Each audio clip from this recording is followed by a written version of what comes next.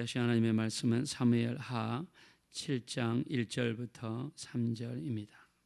다윗이 이제 예루살렘을 점령하고 그리고 예루살렘에 다윗궁을 건설을 하고 이제 이렇게 다윗성에서 살게 되었는데 오늘 1절에 보니까 평안히 살게 하신 때라고 그랬습니다. 자, 원수들을 물리치고 모든 전쟁에 이기게 되고 영토도 확장이 되고 국력도 군사력도 경제력도 다윗 때의 최고조를 이르게 되었습니다. 자, 현재 이스라엘의 국기를 보면 다윗의 별 파란색의 별을 국기에다가 집어넣습니다. 자, 그 뜻은 다윗 시대처럼 이스라엘이 전성기를 누리기를 원한다는 염원을 담았습니다. 자, 오늘 아침에 제가 운전하고 오면서 잠깐 뉴스를 들어보니까요, 이스라엘과 하마스 간의 전쟁이 이루어지고 있죠. 그 지중해에 있는 가자지구 거기에 하마스 사람들과 전쟁을 했지 않습니까?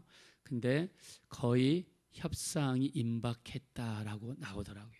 인질들을 서로 풀어주기로 약속을 하고 이제 서로 이렇게 무기를 쓰지 않기로, 그러면서 아마 그 트럼프 대통령이 아마 중재를 많이 한 것 같습니다. 그래서 미국에서도 환영 메시지를 내고 이제 오늘이 1월 16일이죠. 4일 뒤면 미국에서 트럼프 대통령이 이제 새로 두 번째로 취임을 합니다. 그래서 휴전협정을, 그 전에 휴전협정에 대한 이야기가 몇 번 나왔는데 이번은 아마 정말 이루어질 것 같습니다. 자, 근데 이스라엘은 인구는 한 900만 정도 되지만 굉장한 경제국가입니다. 기술도 뛰어나고 무기도 뛰어나고 특히 IT 산업이라든가 이 테크놀로지 쪽으로 굉장히 기술이 발전된 나라입니다. 자, 근데 이번 전쟁을 지금 하잖아요. 북쪽으로는 레바논 반군, 또 이 서쪽으로는 지중해에 있는 가자지구, 그 다음에 동쪽으로는 팔레스타인 자치지구, 이 세 군데 전선이 형성이 되다 보니까 어느 나라가 그 전쟁을 수행합니까? 전쟁하려면 다 돈이거든요. 포탄 하나에 몇백만 원씩 날아가거든요. 미사일 하나에 몇천만 원, 몇 억씩 날아가거든요. 그거 만들어내려면 다 돈이거든요. 그렇게 경제력이 많은 이스라엘도 전쟁을 세 군데에서 하다 보니까 감당을 못하는 거예요.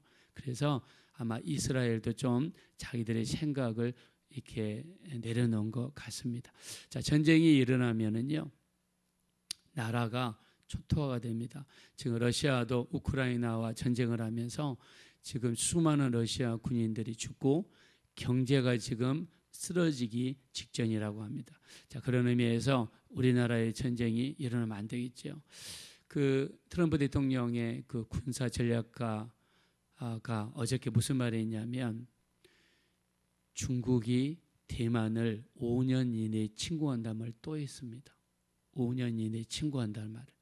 자, 근데 자꾸 이렇게 금불이 이렇게 떼지 않습니까? 근데 실제로 중국의 상황을 보면 시진핑이가 어떤 그런 계획을 사실 가지고 있는 게 확실한 것 같습니다. 근데 중국이 대만을 치면은요, 이 평택에 있는 미군이 개입할 수밖에 없어요.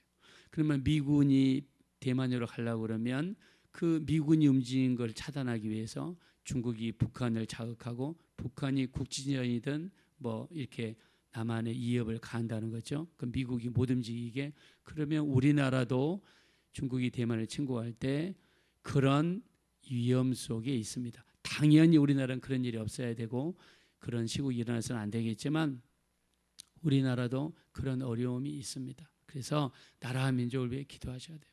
어저께 대통령이 우리나라 헌정사상 최초로 잡혀 들어갔잖아요. 자잘못을 떠나서 이런 일이 발생하는 것은 우리나라에 너무 힘들고 어려운 일입니다. 어저께 그 한덕수 국무총리가 국회에 나와 청문회에 나와가지고 이렇게 이야기하더라고요. 여야 지도자가 힘을 합쳐야 된다. 지금 우리나라 경제가 얼마나 어려운 가운데 있는지 여러분은 모를 거라고 그러면서 하소연을 하는데요. 그게 너무 와닿더라고요. 지금 전 세계적으로 AI니 로봇이니 뭐 반도체니 지금 전 세계가요 눈에 불을 켜고 앞을 향해서 나가고 있어요. 근데 우리나라를 보세요. 우리나라는 정쟁에 휩싸여 가지고 지금 나라가 말이 아닙니다. 이런 일이 있으면 사실 안 돼요. 지금 막 정부에서 지금 우리나라 용인에 반도체 벨트를 만들잖아요. 거기에 들어갈 게 두 가지가, 가장 중요한 두 가지가 있어요. 첫째는 전기입니다. 두 번째는 물입니다.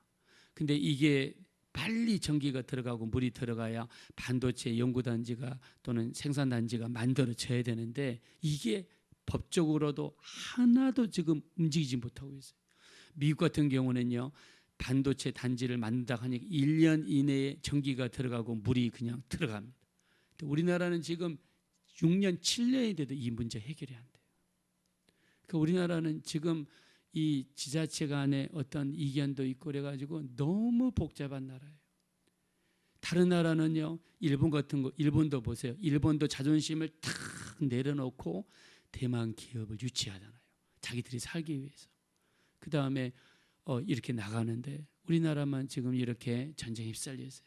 그래서 나라와 민족을 위해서 정말 기도해야 됩니다. 이 나라가 정치, 경제, 외교, 안보적으로 참으로 안정이 돼야 우리가 힘을 합쳐서 나갈 수가 있어요. 자, 이 다윗이 평안을 가지게 된 것을 성경에서 뭐라고 이야기하느냐? 하나님께서 하셨다라고 이야기합니다. 자, 우리 한번 1절 보겠습니다. 다 같이 읽겠습니다. 시작. 여호와께서 주위의 모든 원수를 무찌르사 왕으로 궁에 평안히 살게 하신 때에 아멘. 자, 오늘 우리가 찬송을, 평안 찬송을 불렀습니다. 우리에게 평강을 주실 수 있는 분이 누구십니까? 우리 예수님밖에 없는 줄로 믿습니다. 자, 하나님이 우리 삶 속에 개입하셔야 평강이 오는 거예요. 하나님이 우리나라에 역사하셔야 우리나라에 평강이 올 줄로 믿습니다. 이 일을 하기 위해서 이 대한민국에 누가 해야 됩니까? 우리 기독교인들밖에 없어요. 여러분, 불교에서 하겠습니까? 아니면은 뭐 이슬람교에서 하겠습니까? 천지를 만드신 하나님을 움직일 수 있는 이 종교는 기독교밖에 없습니다.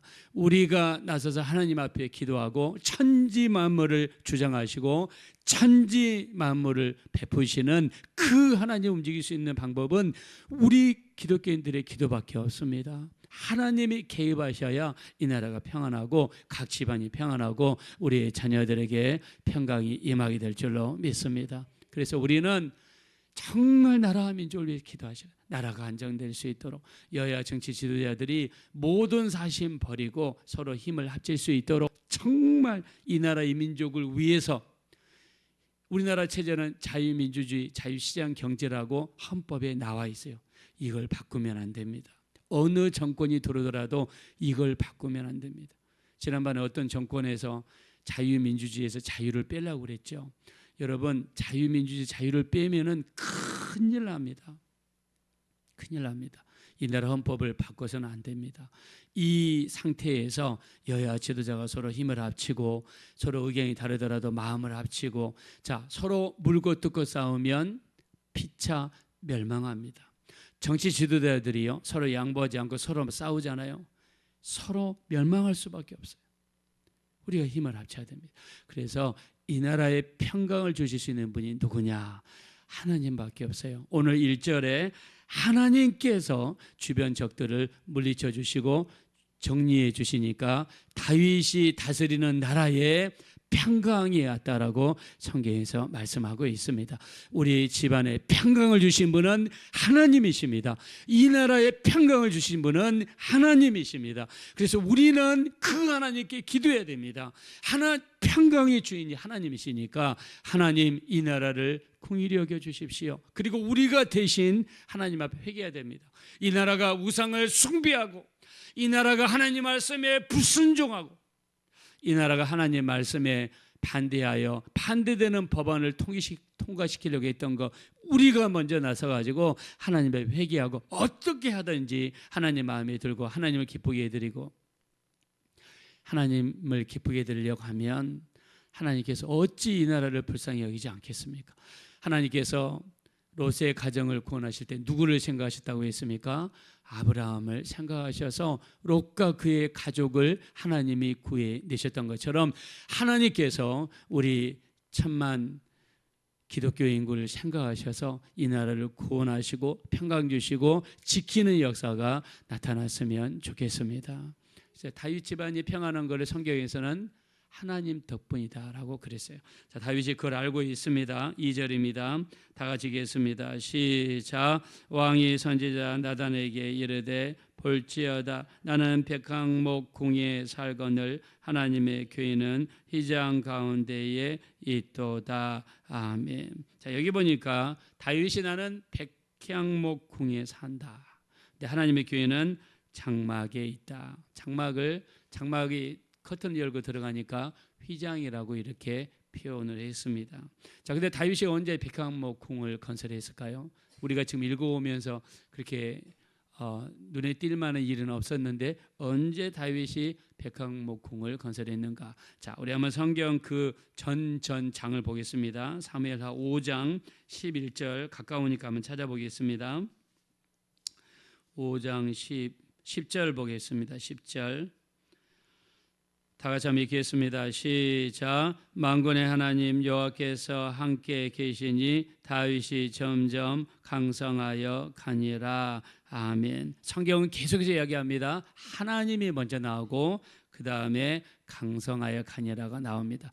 우리를 강성하시는 분이 그럼 누구란 뜻입니까? 하나님밖에 없는 줄로 믿습니다. 자, 다윗이 강해지고 한 나라가 강해지면 주변 사람들은 자연히 조공을 바치고 아부를 하고 강한 나라의 힘을 빌리려고 하는 거지요. 자, 도롯 지방의 히람이라는 사람이 다윗을 돕습니다. 11절입니다. 시작. 도로 왕 히람이 다윗에게 사절들과 백향목과 목수와 석수를 보내매 그들이 다윗을 위하여 집을 지으니. 아멘. 자, 보세요. 다윗이 우리가 사무엘하 5장 1절에 다윗이 통일 이스라엘의 왕이 되죠.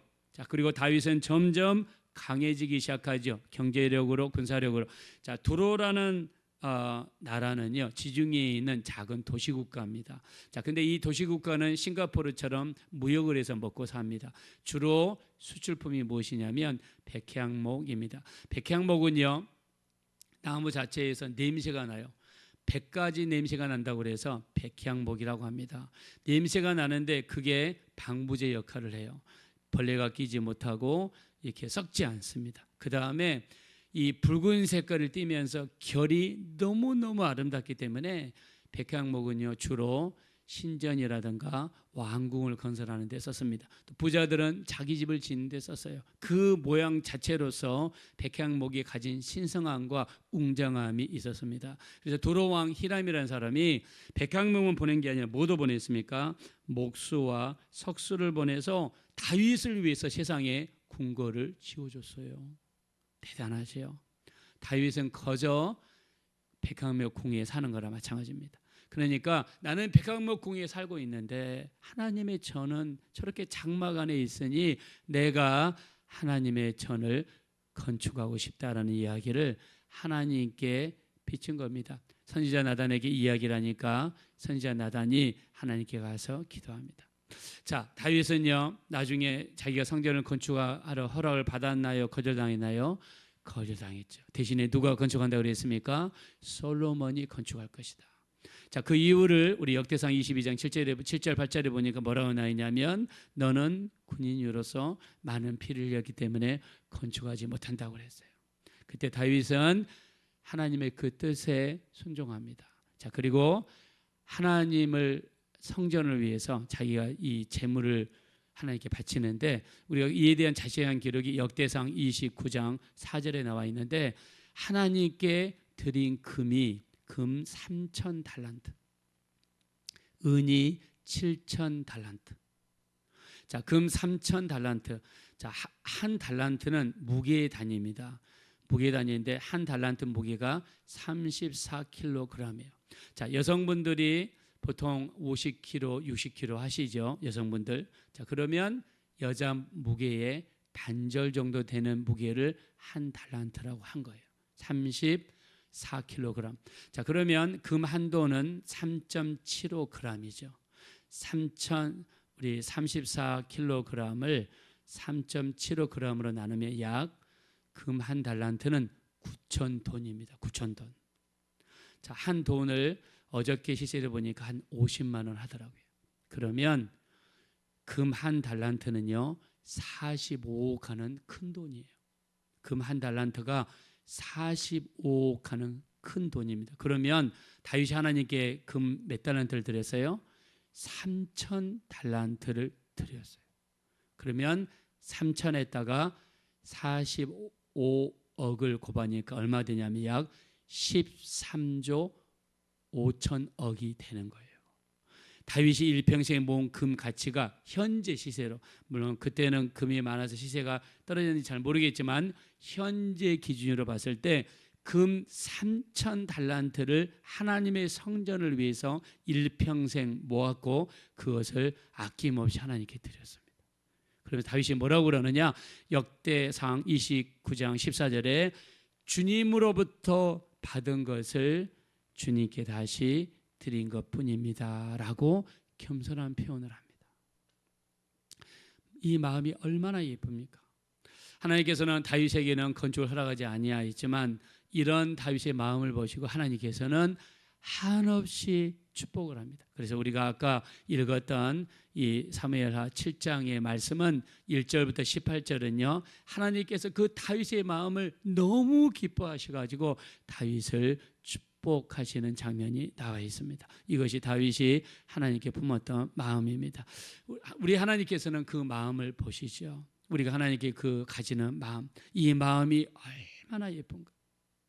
우리 여기 앞에 새벽기도 드리시는 양순승 권사님 지금 심장 판막이 이상이 있어서 서울 성모병원에 입원해 계세요. 내일 오후 2시에 수술하신다고 하더라고요. 어저께 저희 집 사람이 안부 인사를 드리니까 정말 새벽 예배 나가서 앉아서 하나님께 새벽 예배 드리고 같이 기도하는 게 너무 기쁘고 즐겁습니다. 빨리 몸을 회복해서 나가고 싶다고 그 말씀을 하셨다고 하더라고요.